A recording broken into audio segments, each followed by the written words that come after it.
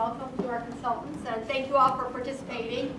This is an exciting opportunity to hear your comments and to work with some great professionals to come up with some great ideas for the town. This is our second meeting. I want to thank everybody who participated in the first meeting for all your input and welcome you all to this meeting. We also want to hear your ideas, so we look forward to having a conversation tonight. I want to thank the Board of Selectmen who have supported this program, and tonight Deputy First Selectman Lisa Hebner is here, and Shannon Nall. I just want to introduce them as well, so thank you for your support. And I know you have a lot of work to do, so I'll turn it back to Hiram. I just wanted to tell you how important it is that your participation, and we look forward to hearing your ideas. So thank you, Hiram. This evening, as Mary said, is the second meeting on this particular project, the Weatogue Village District study. A number of you came to the first meeting we had over at Eno, and some of the ideas that you talked to the consultants about at that time, you'll see again tonight. And some of them may be in the same shape, maybe in a little bit different shape, but certainly the process is evolving.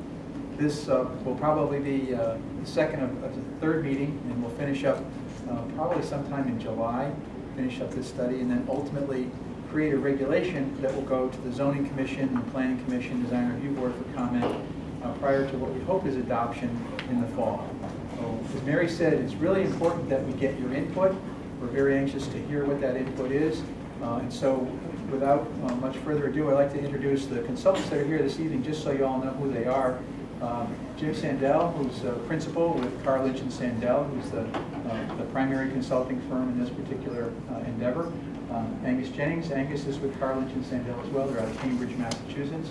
They had a great time coming down here with Boston traffic, as I understand it. So, John Ford here in glasses and striped shirt is an engineer with Morris Beacon Design out of Providence, and Russ Preston, the principal architects out of Providence as well. So great team, very good consultants. Please talk to them, tell them your ideas as much as possible. I think that they're going to make an initial presentation, present some of the ideas that we saw at the last meeting, and then we'll go from there. So it should be a very interesting evening, so thank you very much. Great. Thanks, Hiram, and thanks to everyone who's here. I see a lot of familiar faces, but if I'm not mistaken, I think we've got about probably double the turnout, so it's terrific. I'm really, we're all very glad to see everyone here, and as Hiram said, that this is really, we're here to listen, and so I think we've got a great program set out. So I'm Angus Jennings, I'm the project manager. I'm a planner by training, so I'm focused on the zoning and the regulation when we get to that point of the project. But a lot of what I've been doing to this point is facilitating the work of the others. This has been a really design-driven process, which was how the town had scoped out the work, was to get some ideas of physically how does Weatogue Village work, how could it work as land use change inevitably happens over the course of time, how can the town best manage and channel that change in a way that builds on the strengths and addresses areas that are not perceived as strengths right now. So Russ already introduced the team, so I'll skip over that. I don't know, did Valerie get introduced? Valerie Fontana is there in the back. She's also with our team, and she's here to help. So just briefly, the context for tonight's meeting, the Village District Zoning Statute, I'm not going to repeat what I said last time, but in a nutshell, it's a state enabling legislation that provides communities like Simsbury with a regulatory option which allows for the town to show some flexibility and some creativity in its land use regulations with the goal of getting an end product through development or redevelopment that is consistent with the town's plan of conservation and development. And so this process is focused on both development and redevelopment, but also conservation of both public spaces, enhancement of public spaces, creation of new public spaces, and conservation and preservation of buildings. So part of the exercise that we're going through in this process is to identify those buildings, historical in nature or otherwise, that contribute to the character of Weatogue Village. Part of the statutory authority under the Village District legislation provides explicit authority for a town not just to regulate new development, but also to protect what it likes about what's there. So we were retained to apply design thinking to future land use management. We had our first workshop on May 13th, and I think it was a very good start. So what we heard at the first meeting, I'm going to leave the design insights to Russ and John, who are better qualified to speak to those issues. But just in a nutshell, we definitely heard that the auto-oriented character of the core land area within the Weatogue Village is an issue. That's something that people would like to see change, would like to see a more pedestrian, multimodal environment. There's a lot of amenity there with the rail trail and with the Farmington River, certainly opportunities to improve connection with the river, but both the land uses are auto-oriented, but the infrastructure is also auto-oriented. There's some pedestrian and cycling infrastructure, but there's a lot of gaps in what's there, and there's certainly, especially at the key intersection, difficult place to be a pedestrian, and so that's part of the issue that we're looking at building on the town's prior work through the Route 10 master plan. We heard about the opportunity to shift the center of gravity. The commuter bus stop, which we understand is oversubscribed. There's a lot of interest in that, and that generates a lot of both actual activity to and from Weatogue Village, but potential activity. If you reimagine the village as it could function with a different land use over time, that commuter bus and that activity and people coming and going every day is something that can be a real driver of activity in terms of on the ground, but also economic activity that can help to make a village flourish. We heard that the destination uses should be reinforced. In particular, people love Abigail's, the inn, the banquet facility. These are places that people come from all around the region and beyond, and these are important parts of how people consider the village. And certainly there are a number of historic buildings, both formally historic, but also historic in character, or they're the built character, and it's very important to retain that and to build on those strengths. So we're not going too far with the zoning and regulations tonight. We're really letting the design drive the process, but I did want to just say a couple of words about where I, as a project manager, am kind of where my end game is, and that may inform some of the discussion. I'll start by saying regulation does not create a market for new investment, new private development. That's a function of market forces. Simsbury is a very attractive and desirable community for new investment, and in fact at present the town is concurrently working with a market consultant and a townwide market study. But the bottom line is, over the course of years or decades, there will be new investment, there will be new development, there will be redevelopment, and the role of regulation is not to create a market, but to direct and manage that new growth in a way that reinforces what's great about the town. So the town's success in achieving its land use goals in the big picture will rely in part on its ability to effectively channel that private investment, so that if someone's coming in and doing a $10 million or a $15 million new project, that ends up being a net plus for the community and not something that is either in actuality or perceived to be detracting from what's great about Simsbury. We have looked at the existing regulations, the zoning in Weatogue Village, and it's very clear that if the goal is to have a multimodal, pedestrian-friendly, pedestrian-oriented environment, the current regulations are not going to get you there. So it seems to us that some changes are in order. What those are, we're not there yet, but certainly the design ideas you'll hear tonight will advance that conversation.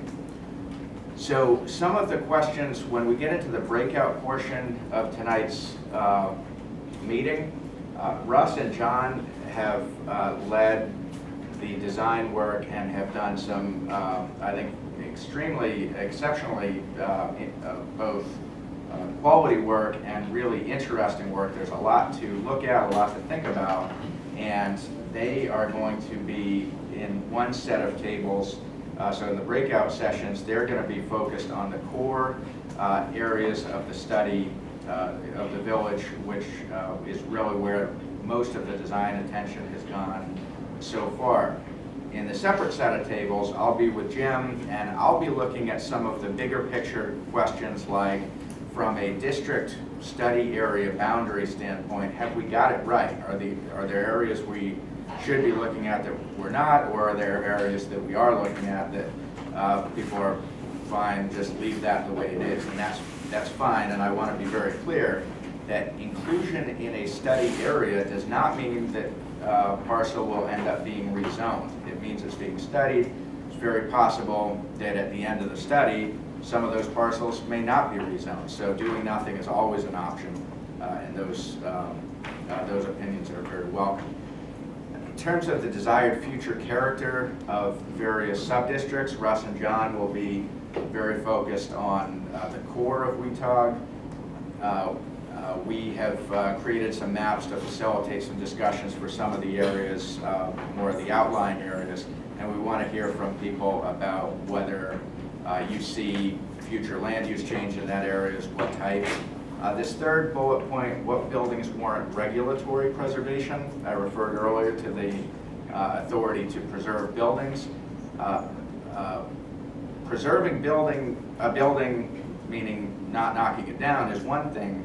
Preserving it by adding a layer of regulatory protection, which brings with it some very stringent standards for renovation along the lines of historic character and so forth, those are two different things. So we are, through the study, trying to get at which buildings are at a level that they warrant the town placing special regulatory protections on those buildings. We expect that the zoning strategy will certainly include provisions for conditional approval, such that if there was new zoning and a development or redevelopment proposal came forward, the town would have the authority to issue a permit with conditions of such and such that has to be done before development can go forward. Part of that, we spoke a lot at the first workshop about the importance of the public realm, not just the parks and open spaces, but the street, the sidewalks, everything within that public right-of-way, and the extent to which that contributes or does not contribute to the built environment. So I think it's important from the town hall standpoint to have the teeth in the zoning to be able to ensure that that new private investment is not just all going onto the private lot, but is also advancing the town's goals of infrastructure development. So we'll get into that more in the breakout session. Where we're trying to get to as a practical matter, some of you may recognize this is an excerpt from the town center form-based code that was adopted, which is really an extraordinary document.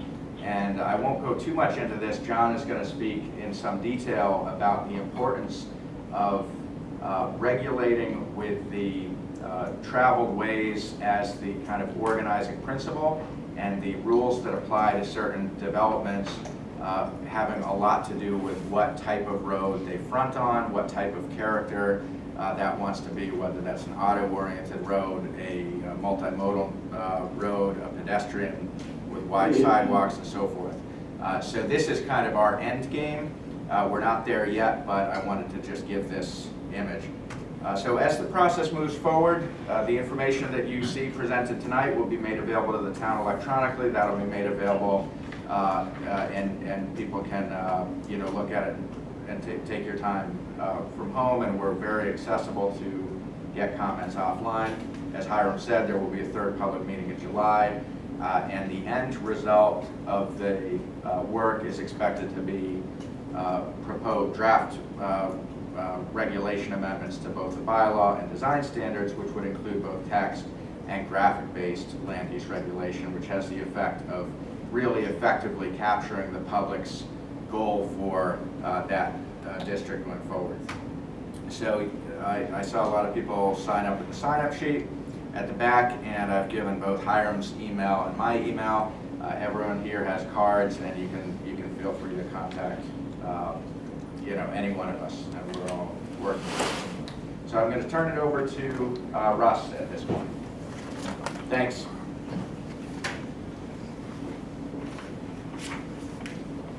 I set the mood. Good evening, everyone. great to come to Simsbury. You know, I came down a little early, and your coffee shop is really exceptional to watch for a few hours. It's, you know, I grew up going to a small town where people bump into each other all the time, so I always love coming to places like this that have a really exceptional community.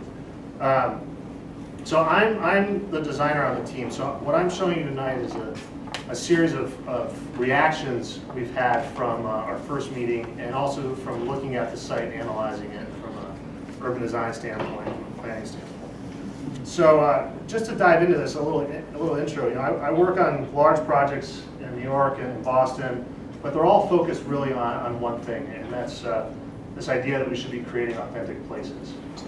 And I think Simsbury has that DNA already in it. And what we try to do here is look at how the physical environment that we shape through zoning can create unique moments like this. And this should occur, you know, throughout your community in various ways. So we had a great turnout and a lovely discussion at our first meeting a few weeks ago. And just wanted to dive into what we've learned since then. And we'll start with sort of the framework, the sort of skeleton, the sort of the traces on the land. And you can see here, that's the sort of main intersection there at Route 10. And then here's the inn and the auto dealership here. So what we've noticed, having walked the site and driven it a number of times, is the character goes from a very green, sort of lots of trees, single-family home, very quickly to a commercial character. And then again, it changes very quickly, exiting to the north. And that was a sort of a key moment where we thought, well, this is really not two separate neighborhoods, which we thought initially at the first meeting, but one large, continuous 5-minute walk, where you have sort of this entry moment and then this entry moment down here with sort of a commercial corridor in the center. So that sort of set up our sort of our general target, is sort of what Angus referred to as the core of the study area. And then I started looking on the land for, you know, for key crossings along Route 10.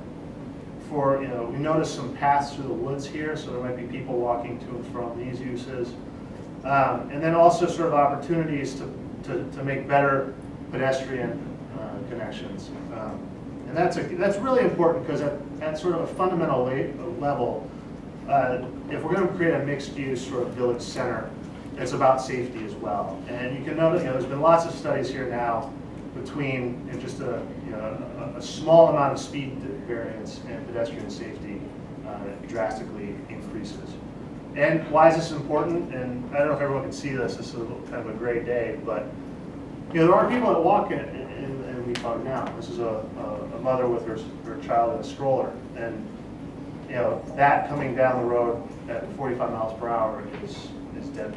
So we're going to talk about two things in this presentation: sort of the civic infrastructure you guys have. And I apologize, these are dark. I thought we fixed that beforehand. The civic infrastructure you put in, the actual horizontal bike path, and how do we deal with the rights of way, you know, the public space of this area. And looking at that very quickly, you know, here's the existing bike path.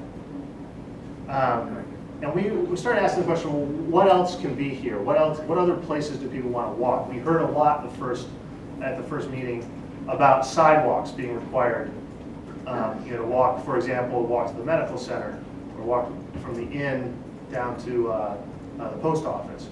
And then sort of a secondary network that is these paths, you know, between uses, you know, between the inn and the banquet facility. Or this wild idea that you should be able to access your river, one of the best amenities you have, and walk along it. So we think there are some great opportunities for that. And this is the river on the day we walked it. And then again, this is sort of behind to the north of the, this is Route 10 here, of the auto dealership, which is, you know, right now kind of a backyard, sort of, you know, a place for handling stormwater, where we think it might actually be a way to bring the river up into Route 10 and sort of celebrate it more. So this has some open space potential that we should talk about more tonight. And you can see that here, this sort of idea that this is, perhaps a park or perhaps some sort of landscape space that connects down to the river linear park. And then you can see here this, sort of the open space of the bike path. But there are some other opportunities. The green out in front of the inn, and then maybe a sister green across the way. So this sort of is the core of Weatogue Village.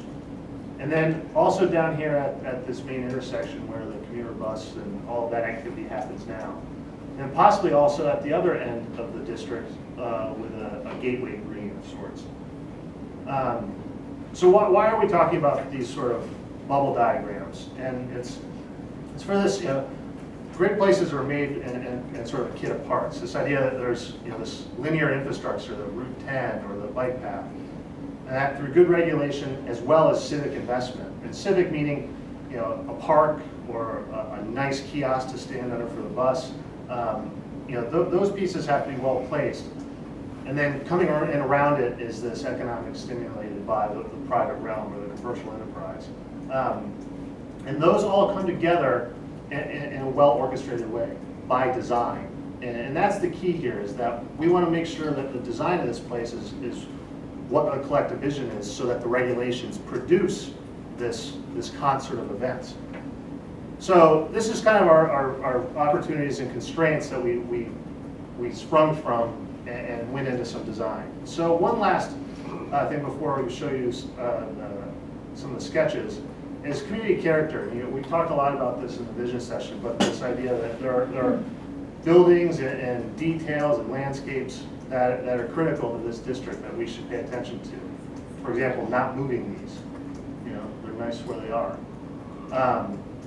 And then we asked everyone to sort of rate what needs improvement and what is nice. And you can see there's some patterns that started to emerge that we were paying attention to.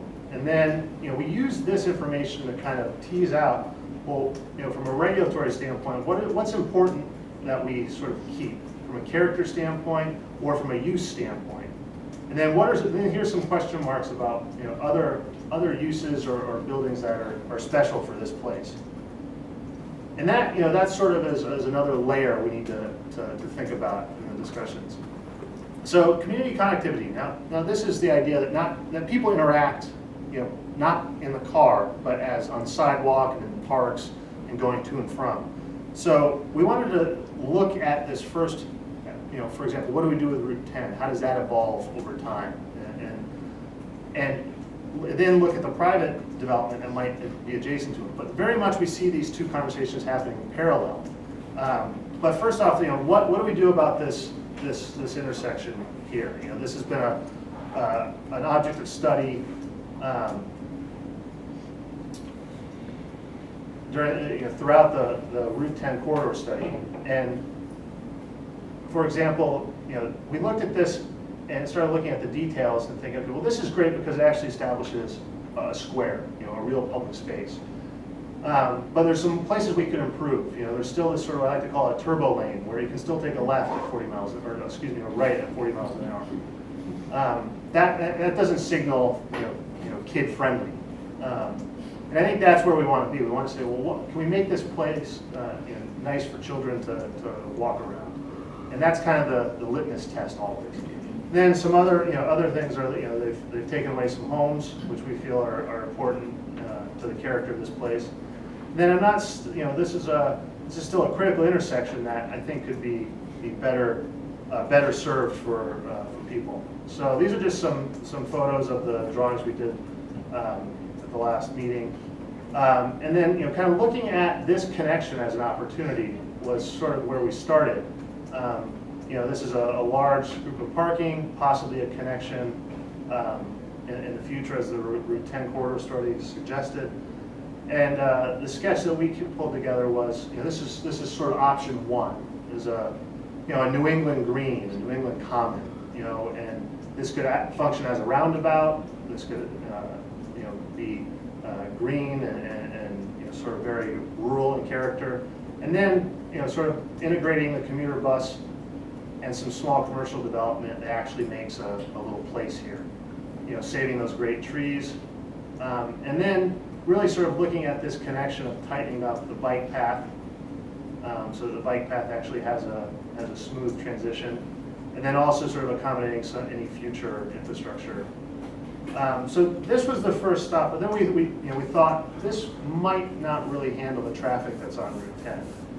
There are places in New England where this occurs, but let's really look at, okay, well, if this has to be sort of more free-flowing, sort of the dominant corridor, then let's just shove the green to the side and see if we can't. And this is using essentially the right-of-way that's there. This is all on the existing right-of-way.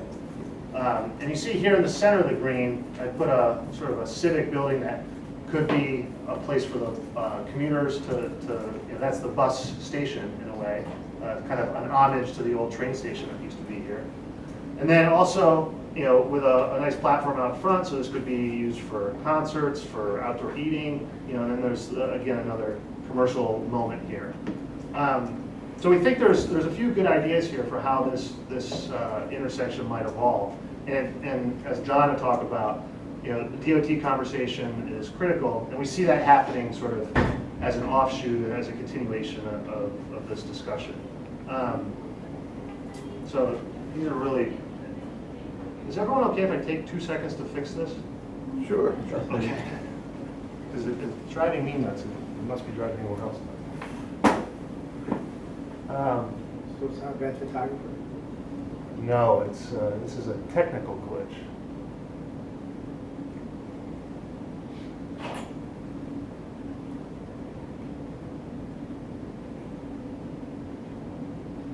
Ta-da! That's it. Better. If we have time, I'll go back and show you all the stuff from before. So does anyone know where this is? Anyone? All right, wild guess. Woodstock. Correct. Correct. Oh, yeah. So I was driving through Woodstock and actually thinking about Simsbury, and it occurred to me, so this is sort of this is Route 4 in Vermont. This is very similar to Route 10.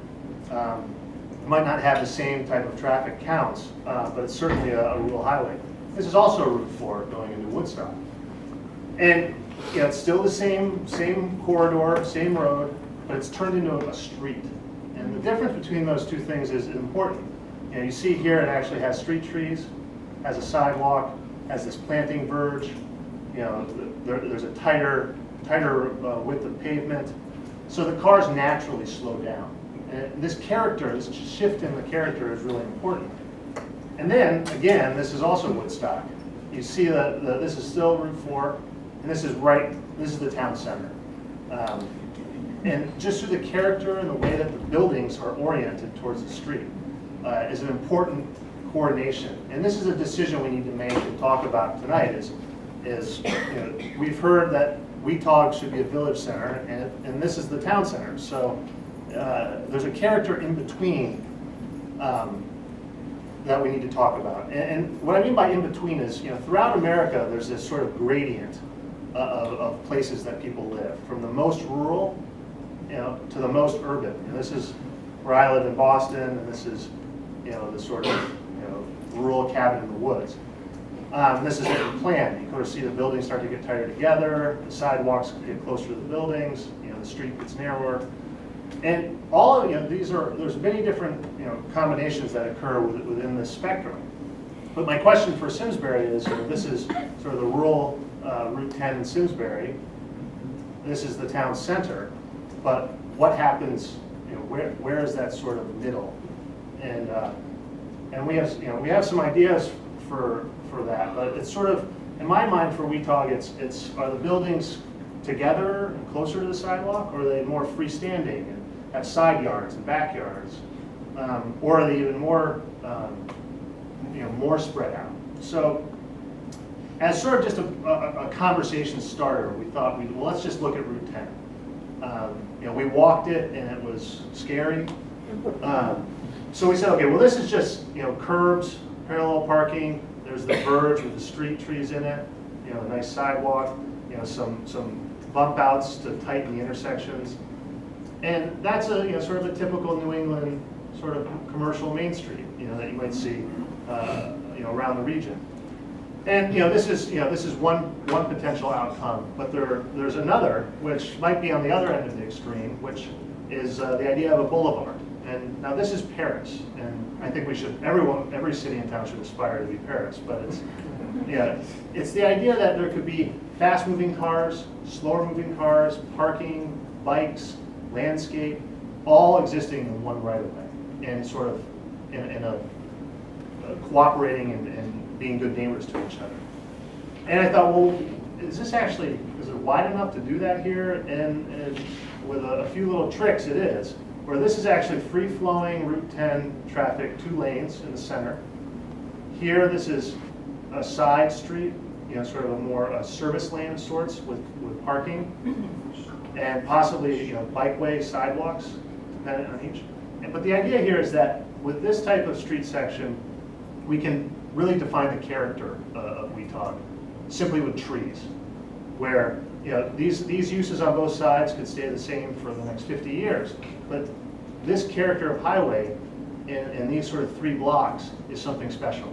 And that might be enough to make this a real place and sort of define it as a moment as you travel through Simsbury. And then here it is today. So this is sort of a blank slate in my mind. I think there's a lot. It could just take some nice sidewalks as a start, but really you could aspire to Paris if you wanted. So going back to this sort of big idea, looking at the whole district is, this framework plan suggested some connections, and this idea that capillaries are important for the network. The sort of the flow of blood is important for a human, and in areas that have many things going on, like village centers, it's important that we actually have a network of streets and paths. And we started saying, okay, well, let's look at how we do that. And this is a sketch John did of, well, how do we take this sort of core area of the study area and look at building some blocks? Blocks that are flexible, many different building types can go on them, but they also start to define new civic spaces, like this small green that could connect the inn to the river part. And then another sketch was, well, what happens when we actually start to look at the property lines and the sort of connections between properties? We could actually start to see a block structure emerging, which is very important to sort of start to think about this as a village and less of sort of a linear, auto-oriented road. So you can see here that these are all the existing buildings with sort of new little streets kind of tucked through. So that these are ways that where if I'm in the office and I actually want to walk over and drop off a piece of mail, I can do that without actually dealing with Route 10 at all. So these sketches were a sort of jumping off point, and this is what's there today as far as the veins, the roads of this place. And you can see here it's very large blocks. This is the inn and the gas station just to orient you, and this is the bike path. So from a urban to rural spectrum, it's very rural right now as far as the street network is concerned. So that's why this gets so congested. It's kind of a funnel for everything coming in. So is there a way we could relieve that tension and start to provide bypasses, and start to provide secondary connections? So this is the gas station again, possibly a new green, possibly some smaller streets that connect other uses. And then how do we actually think about the bike path? And this is something I'm most excited about. The bike path as a front, as something the buildings really orient to, rather than something that's in the backyard. So kind of shifting from this, this sort of district-wide idea to more specifically, how can we use zoning to define the character of some of these parcels?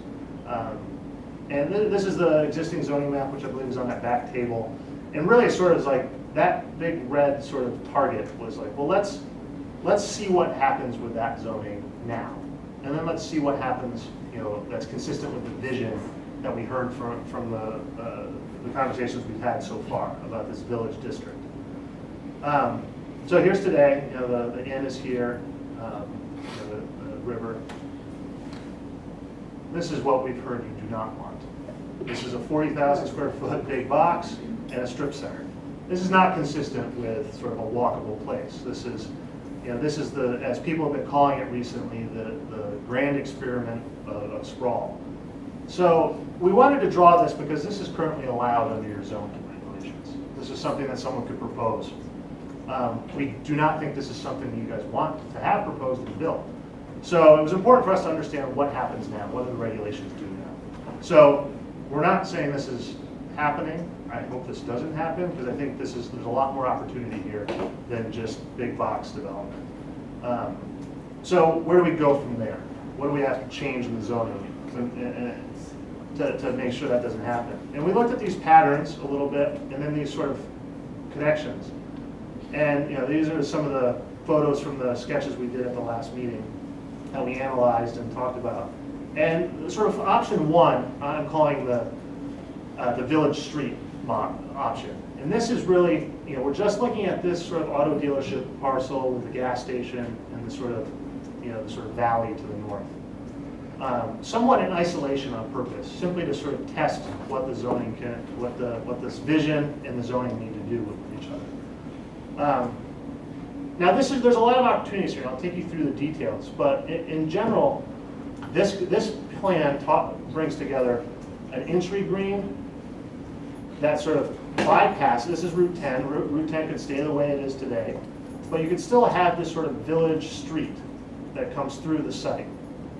And then, these could have little shops, these could have little restaurants, these could have small homes or townhouses, maybe larger apartment buildings.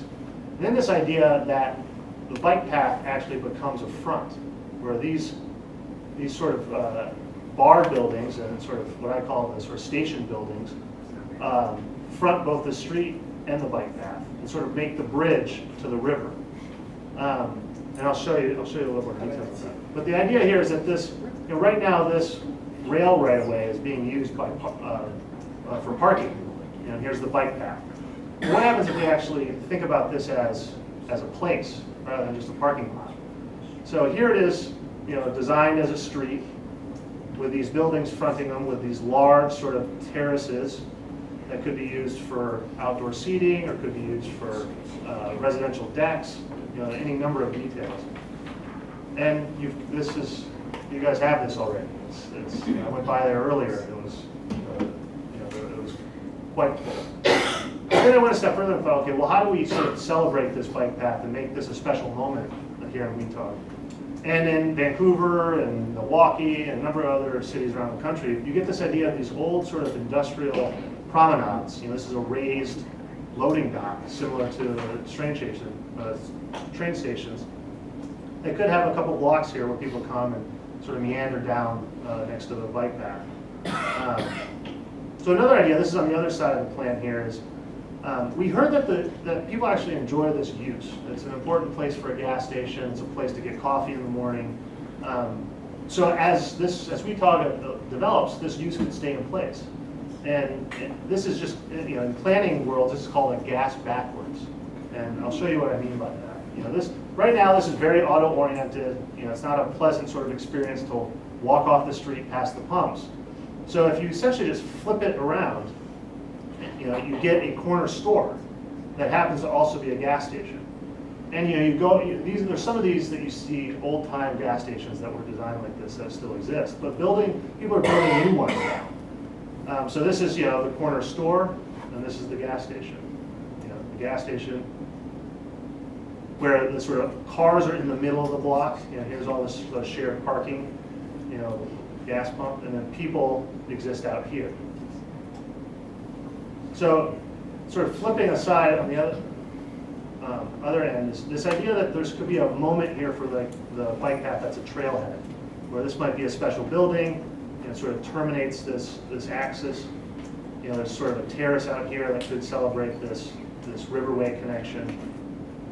And then again here at the bottom, this sort of entry green could be a nice sort of circulator for the bus, commuter bus parking and pickup. So now that was just one option, the sort of street option, which really lets Route 10 do what it wants. But we wanted to sort of say, well, what happens if Route 10 sort of evolves slightly? And this is the block option, which is really looking at this relationship between the inn coming down to the river, the banquet hall, as this sort of being the sort of the climax moment of Weatogue. And again, you see gas backwards, and then you have this small commercial square, and then two blocks, a block to the north and a block to the south, and then sort of building and sort of completing this block. These historic structures here, sort of have the same character of new development, and then slightly get more intense, possibly with some storefront buildings here. Maybe this is an apartment complex, and then sort of ramping back down to meet the character of the sort of single-family homes that are to the north. So here, this is the auto dealership adjacent to this green space now. It's really a back, but I really think this is an opportunity for some well-programmed,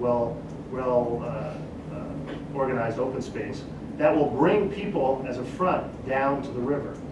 So this is sort of the gateway to the river here. This is the closest point, I believe, between Route 10 and the river.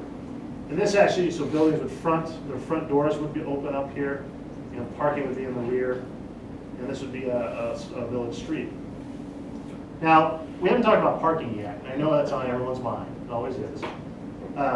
And these are meant as ideas here. So parking will come later. But one idea that was mentioned last time was, what happens if we need structured parking? So we wanted to say, okay, that's the level of intensity that we want to discuss with you tonight. And this would be a three bay parking deck, possibly 2 levels, maybe 3, depending on the topography. Or it could be surface parking. So that's sort of built in to this block, and it doesn't destroy the character of this village center. So by design, the parking is hidden and well integrated into the fabric of this place. So then, this is really, I think, the key moment is what happens on this green. Is a great place to congregate and to mingle with people, get coffee in the morning, come out and sit in the park. Or is it a place where people garden? So there's a number of uses that could occur here. It might get bigger, it might get smaller. Is it in the right location? We really want to hear from folks, if this sort of central place, connecting the inn and the banquet hall and the river walk, or is it better that this be linear and sort of let Route 10 sort of react to how the infrastructure evolves? Where, say, down the road, your kids are growing up, or your grandkids, or their great grandkids, this road becomes something different, then buildings might be able to actually be inserted here. So, this is the block versus street. So we'll have some worksheets where we can talk about this in a little more detail later. So I think I'll hand it over to John before we talk about what we're going to do in small groups. Thank you.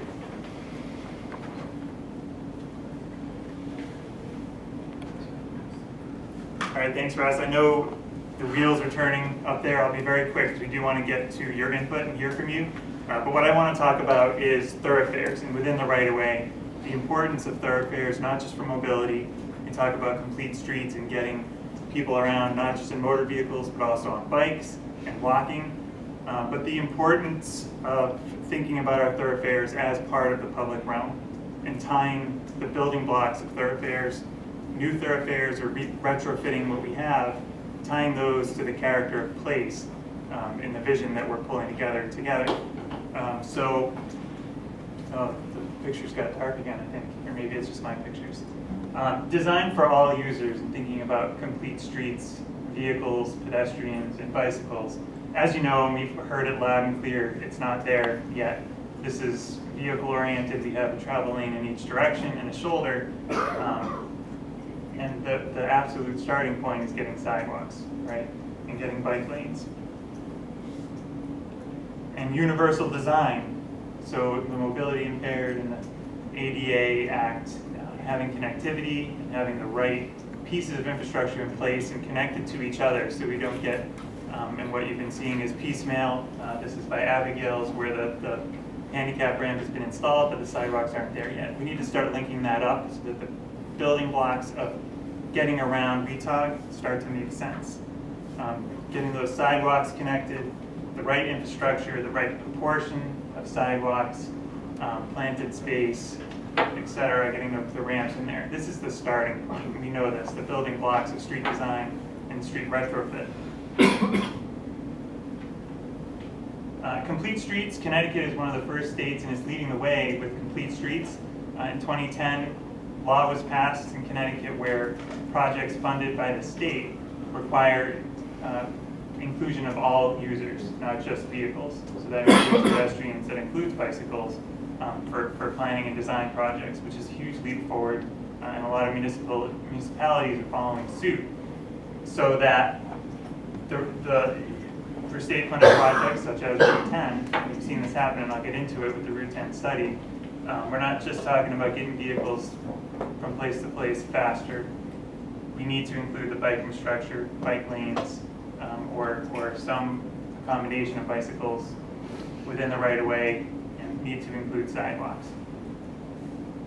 But it's important to move past that, and this really speaks to what Russ' presentation kind of put forth in terms of ideas about the vision, the future vision for Weatogue as a vibrant place, a village center, a place where folks meet and come together, and the importance that we have a huge percentage of area within Weatogue that is right-of-way. Can that not just be a conduit for mobility, even if we're including all users, but can that be supporting a vibrant place? Can that be supporting the character, supporting moving towards future investment in a beautiful Weatogue? And this is one example. This can be within the right-of-way.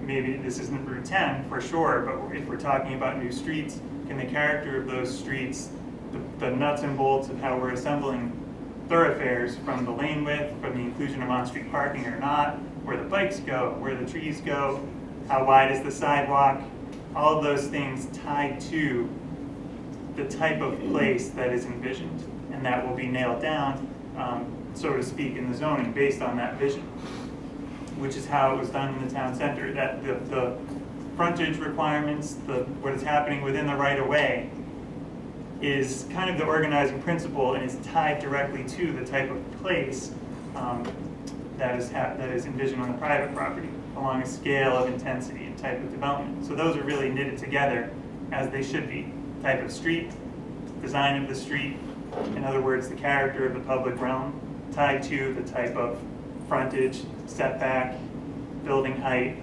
use, all of those things tied together. So Russ showed a different version of this slide, that our street design is critical for safety, absolutely. And he kind of hit on that briefly. Safety is our starting point, obviously critically important, but to talk about vehicle speeds in Weatogue as a function of how a pedestrian feels in that place, there's a real connection to your perception of danger and whether you're going to walk and enjoy that walk. That's a big piece of the pedestrian realm and future really growth in a pedestrian-oriented environment. And I want to show this picture again because it illustrates so many things. The 35-mile-an-hour speed limit sign in the back. We can regulate speed by posting a sign, but as you know, folks traveling through Weatogue on Route 10 will drive at the speed that feels like it works for them. And in Weatogue, with the auto-oriented design that exists now on Route 10, there's no reason really to slow down because there aren't pedestrians there. There isn't on-street parking. The buildings are pulled back. There aren't really cues to slow down right now. And we have a posted speed of 35, but we would call the design speed, or how the built environment is influencing you to go, regardless of the posted speed, is much higher. Vehicles are traveling faster. So can we use design to slow vehicles down for safety and for a better, more vibrant place in the future? And I needed to show this slide. That's Angus right there walking. And you can't really see it. He didn't want me to show that. He doesn't look very, I caught a perfect expression on his face. But the importance here, I think, is that, again, signage is not enough. And the inclusion of signage here, and I know a lot of you were involved in the corridor study and working with the Department of Transportation, that getting that bicycle sign was a step forward, and I know that. We need to talk about the building blocks of our streets comprehensively to get past signage, to coordinate with outside of the right-of-way, et cetera. So Russ showed some of the Fuss and O'Neill Route 10 study, which really is complete streets focused. But what it didn't have was a coordination with what we're doing now in looking at the vision for development and growth for the future in Weatogue. It was really a transportation-oriented study, which did include future vision, kind of as it's been defined in the Plan of Conservation and Development for Weatogue as a village center, I believe it is. Going from the existing auto-dominated design to short-term recommendations which reconfigure the pavement out there now from a wide lane, for example here showing a wide travel lane in each direction and a shoulder, to say, well, can we narrow those travel lanes a little bit, devote more space to the shoulder so it's wide enough to really be a bike lane. I saw folks biking there today, and it's pretty tight. You're in a shoulder. You're in a vehicle shoulder. So even just restriping to narrow the lanes is a step towards getting folks to drive a little bit slower, and giving that space over to bikes is a good thing. And you see, of course, sidewalks. Absolutely. But I think, and what we've been looking at are different ways that the character of Route 10 would fit together with the vision and a couple of the alternatives that Russ showed for development in the future. Is what I showed before right? Or should we be talking more about on-street parking that would line up with proposed development that really faces Route 10, very similar in concept to what happens in town center now, where there's a small stretch where there is on-street parking, and that battle with the Department of Transportation was one. That folks do slow down, kind of like at a different scale, but some of the pictures that Russ showed in Vermont. If you slow down, that's the town center. There's on-street parking is a huge cue, like I had said before, folks to slow down, not to mention providing some of that parking for businesses. Does that make sense in some sections of Weatogue or not? Is there a way we can accommodate bikes differently?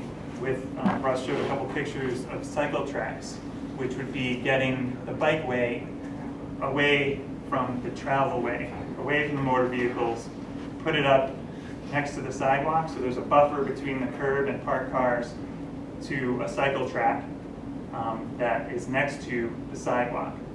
The benefit there being, especially for bicyclists that maybe wouldn't be biking on Route 10, say kids, can we provide a place for them to bike where they're away from the moving vehicles?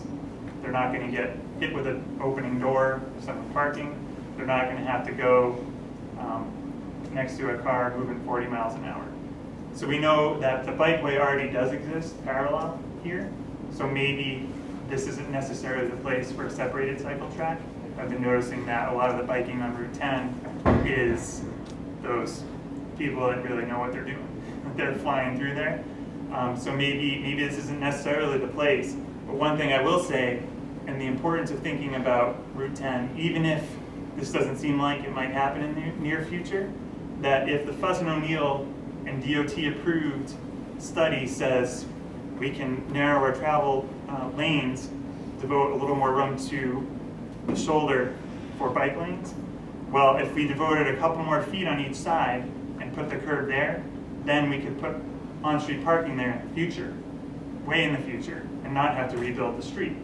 If we can have this vision set and say what steps can we take now for incremental infrastructure improvement that makes sense when we get to the point where there's, maybe it is for my grandkids, but when there's some development happening, it is the village center, we can put on-street parking there merely by restriping, and then the bike lane can happen on the outside, and it all works. So this is important to think about now.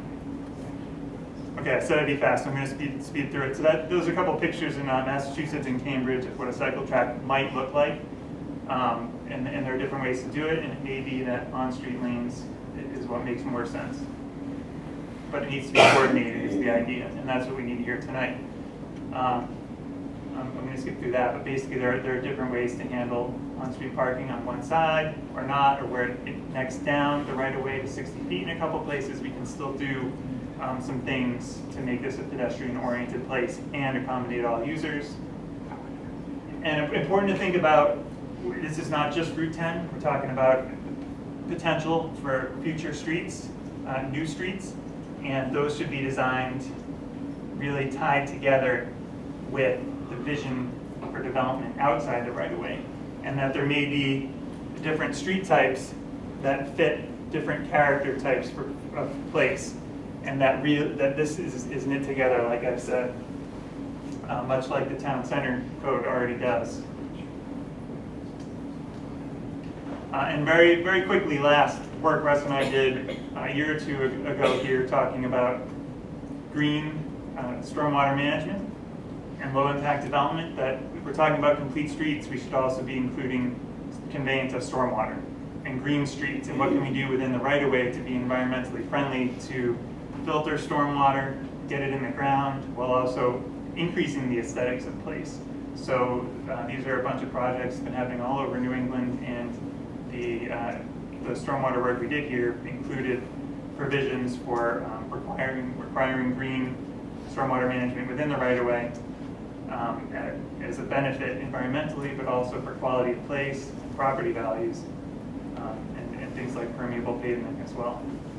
So with that, I will hand it to Russ or Angus to talk about the exercises very quickly, and then we're going to hear from you. A question? Can I ask a question about this process? I mean, should I wait for her and then ask at the end? I would, let's hear it. Well, village district is basically, in a nutshell, to take what you have and enhance it. So a house could one day be a business that could perhaps then turn into the next day, a home. Nowhere within that it talks about all the architectural benefits, but this seems like a little, I'm going to use the word what everybody hates, well, no, most people, it seems a little pave over to me. The thing that scared me was little access roads, which you see off of highways. So I kind of think that this is a big reach beyond just the village district piece of this. So I didn't come to the first one because I wasn't available, but this is kind of a lot. So it's a little intimidating, and the fact that there wasn't any press to invite all the other residents in town that might be interested in this, if they knew it was going to be this pave over, I think there'd be a concern, because even though there might not be a Target and there might not be, it looks to me like it's a little aggressive. So I'm not sure who gave you the direction to do that, but I'm kind of interested in that and want to pursue that, because I think the village district model is great. I think this is a little bit of a more from that. These are all concepts. What's happening now, and where we're at in the point of this process is the messy part. This is, so we're sort of halfway through.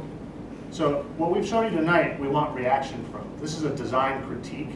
This is where we want your feedback, and that's why I think this next section of tonight's meeting, we want to have these discussions. And I think your term pave over is not our intent. The tuning of what the character of this place is the discussion for tonight. So you should have come to the first meeting where we sort of talked about the process. But no, that's fine. That's fine. So we'll try and catch everyone up who wasn't there as best we can tonight. So we're going to do. Just another note. Do you have anything south of that? Out of curiosity, I know you guys it's a beautiful concept for the Mitchell property. Is he selling Mary? Where's Mary? No. We picked that prop. We could have done the study. No, it's beautiful design. I love it. I think you guys did phenomenal work. Compliments on the work you've done. But how about the rest? How about the other area? Have you incorporated the sidewalks from, let's say, from Abigail all the way up to that?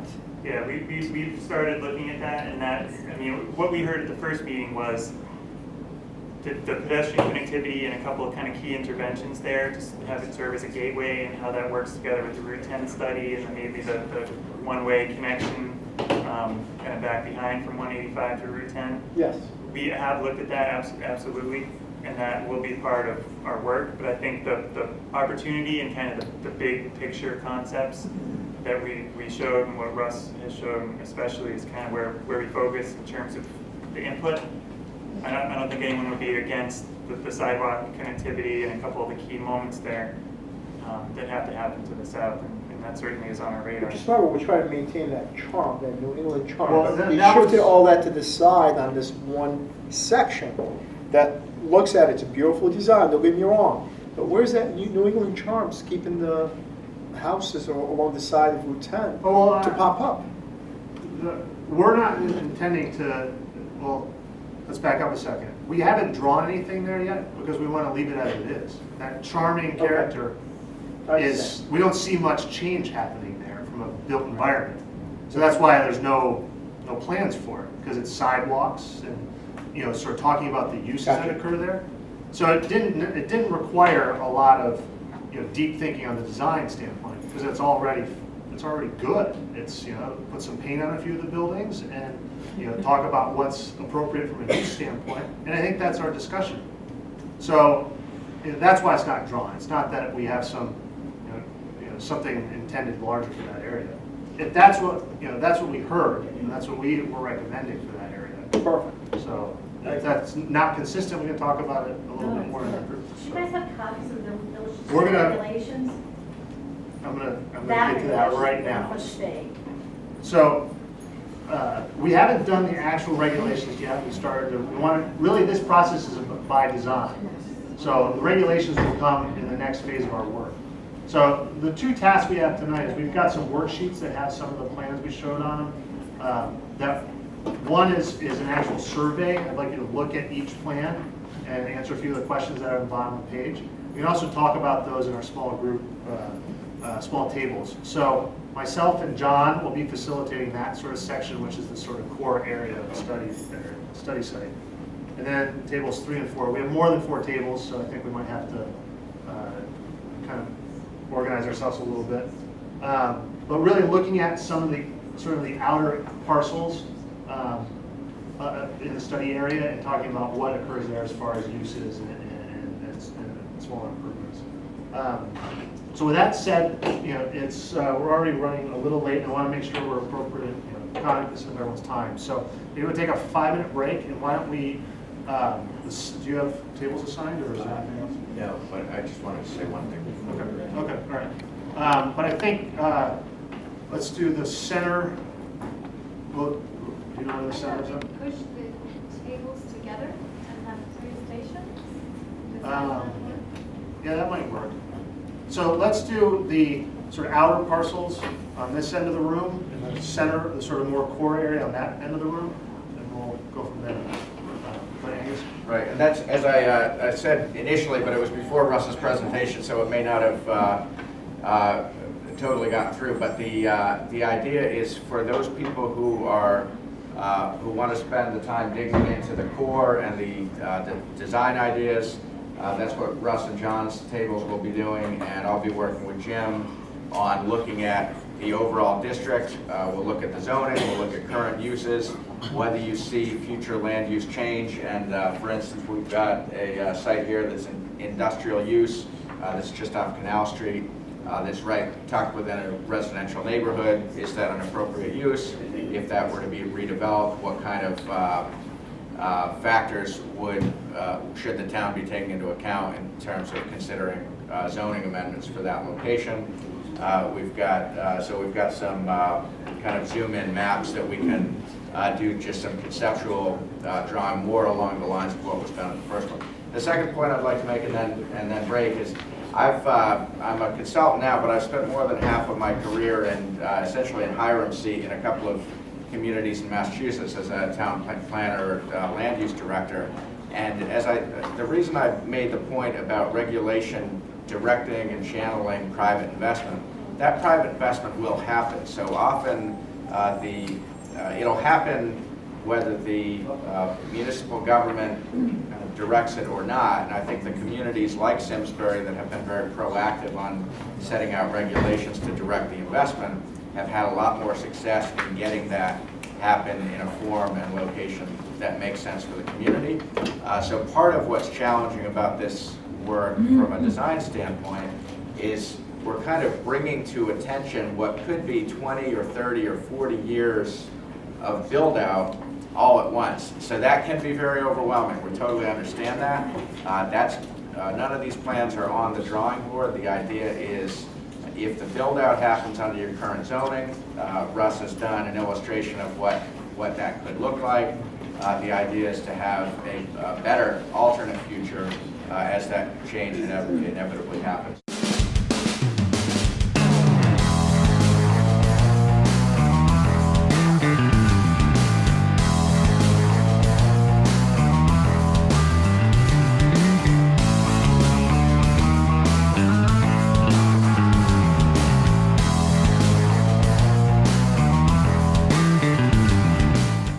Funding for Simsbury Community Television is provided in part by contributions from viewers like you.